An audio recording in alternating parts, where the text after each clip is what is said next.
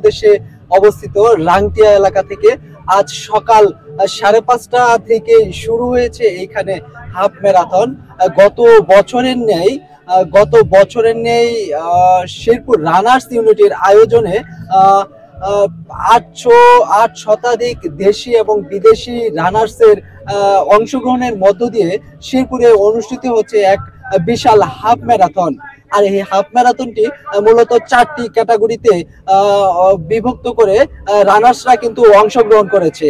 21 kilometre, 10 kilometre এবং 5 kilometre এবং 1 kilometre পর্যন্ত 1 কিলোমিটার ক্যাটাগরিতে এই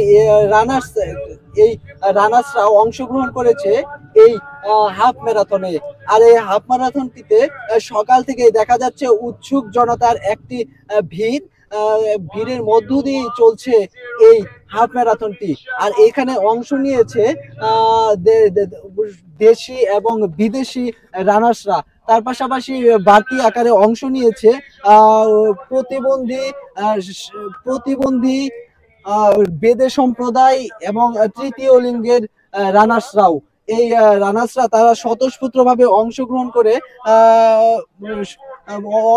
করেছে এই হাফ ম্যারাথনটিতে। আমরা তাদের কাছে এই হাফ ম্যারাথনের আয়োজকের কাছে আয়োজকদের একজন সদস্যর কাছে আমরা জানতে চাইবো আজকের এই ম্যারাথন সম্পর্কে।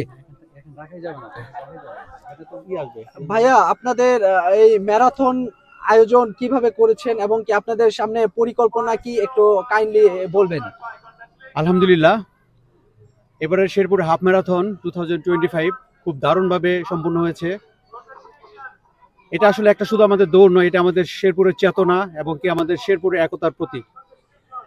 এই আয়োজনটি যদিও আমাদের দ্বিতীয়বার,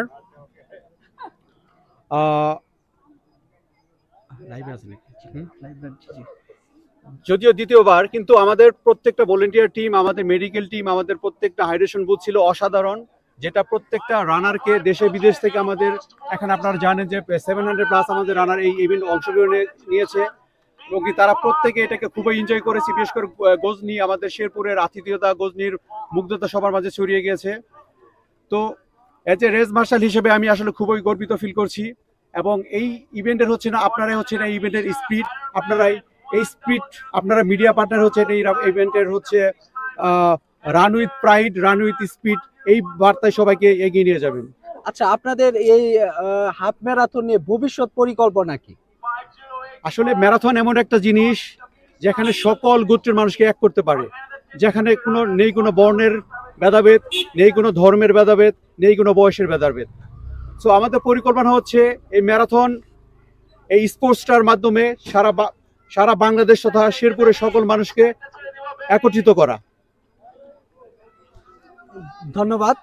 আয়োজক কমিটির সদস্যকে ধন্যবাদ জানাচ্ছি এবং কি তারা বলছে যে এই সকল ধর্ম বর্ণ নির্বিশেষে তাদেরকে একত্রিত করার জন্য আজকের এই ম্যারাথনটি আয়োজন করা হয়েছে এবং কি এখানে অংশগ্রহণ করছে স্বতঃস্ফূর্তভাবে এই রানার্সরা।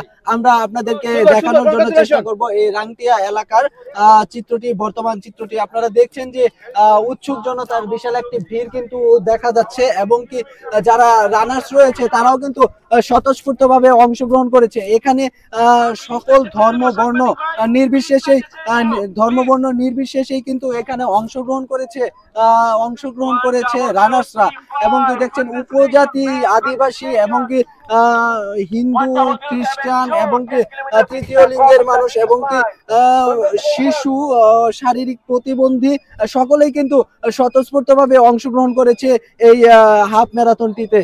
আপনারা দেখছেন তারা স্থানীয় যে উৎসুক জনতা আছে তারা কিন্তু ভিড় জমাচ্ছে এই ম্যারাথনটি দেখার জন্য এবং কি যারা ভলান্টিয়ার রয়েছে তারাও কিন্তু তাদের তৎপরতার মধ্য দিয়ে এই দায়িত্ব পালন করে যাচ্ছে এই ম্যারাথনটিতে।